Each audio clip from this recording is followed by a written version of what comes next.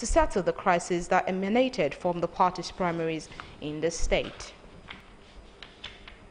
A non-governmental organization, NGO, known as the Rising New Voices initiative, working to ensure adequate representation of youth in Nigeria politics, have expressed confidence that young aspirants have all it takes to make huge political upsets during the crucial polls. They made this position known during a media briefing in Abuja. Present at the event, a cross-section of young aspirants seeking to get elected into the Federal House of Representatives, expressed confidence that young people can change the status quo. We would like to encourage Nigerians that things won't change because we are wishing, or because we are praying, or because we are hoping. Things will actually change when we begin to act as active citizenry, when we take hold of our democracy, when we take hold of our political process. So please, Nigerians have options. It doesn't have to be that party. We will try on our part. We are trying. We're working with political parties. We're talking to them. We're writing letters. We're asking them to reduce the cost of nomination forms for young people. But while we continue that advocacy, we would like to encourage young people to look elsewhere. If a party's ticket is too expensive, there are other parties who can give you at a reduced fee. So please, it is all for the good. Multi-party system is all for the good of the society. It's to encourage that the people have options. You can change to whoever you want. If you don't like this person, you change it. And that is what we want as an organization. We want people to begin to look at the other options that exist in our political process. For these youth, while the established politicians have money to throw around, the young aspirants will be banking on crowdfunding to raise money for their campaigns. Away from political matters now, hearing in the trial of the immediate past Ekiti State Governor Ayodele Fayose, who was charged with an alleged 2.2 billion naira fraud by the Economic and Financial Crimes Commission (EFCC) commences today. You will recall that EFCC arraigned Fayose alongside the firm Spotless Limited on October 22, 2018 before the Federal High Court sitting in Lagos 6 days after he stepped down from office as governor. The 11 counts pressed against him bordered on criminal breach of trust, theft and money laundering, a charge the former governor and Spotless Limited pleaded not guilty to. And talking minimum wage, President of the Nigerian Labour Congress NLC Ayuba Waba has described position taken by the governors that they cannot afford 30,000 naira minimum wage is an expression of a class war they are waging against workers.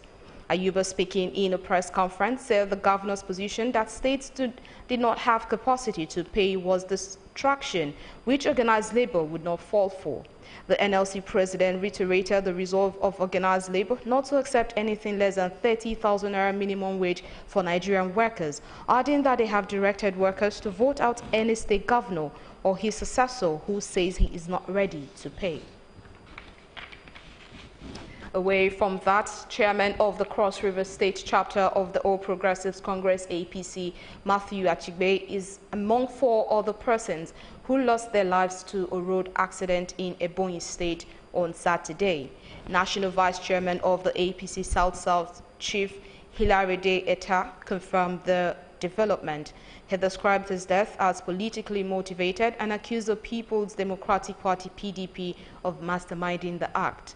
However, the spokesperson for the police in the state, DSP Lovett Oda, confirmed the 7 people died in the Ebonyi crashes. And here we'll take a short break, and when we return, we'll give you business-related stories. Stay with us.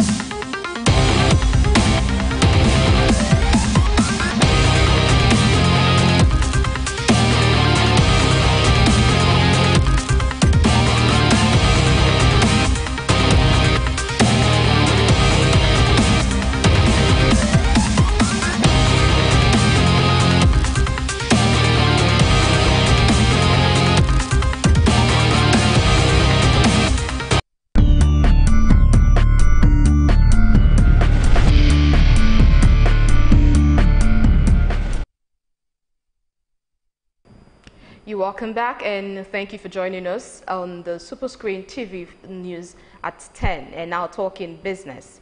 Some unions in the aviation sector have expressed support for the proposed increment in the passenger service charge by the Federal Authorities, Airport Authorities of Nigeria (FAN). The Unions Association of Nigeria Aviation Professionals (ANAP) and the National Union of Air Transport Employers made their position known in Lagos. National Secretary of ANAP Abdul Razak Seidu said the charges are used to cover the cost of maintaining common areas in the passenger terminals, providing passenger information, maintaining security, and ensuring that customers use the airport in comfort. He also said the increment was justified after 8 years since the last review, stressing that the factors such as inflation and naira devaluation had made it unavoidable. And in the power sector, the Consumer Affairs Commissioner of the Nigerian Electricity Regulatory Commission, Moses Arugu, has identified low metering as a factor responsible for estimated billing by electricity distribution companies. Arugu stated this at the inauguration of the Customer Complaints Forum office in Osogbo, the Osun State capital. He said the bulk of the complaints by consumers in Osogbo and its environs were unestimated billing and high voltage, saying the inauguration of the Complaint Forum office would enhance a better relationship between consumers and Ibadan Electricity Distribution Company, which is in charge of distribution in the area. And I will take another short break, and when we return, we'll give you foreign stories.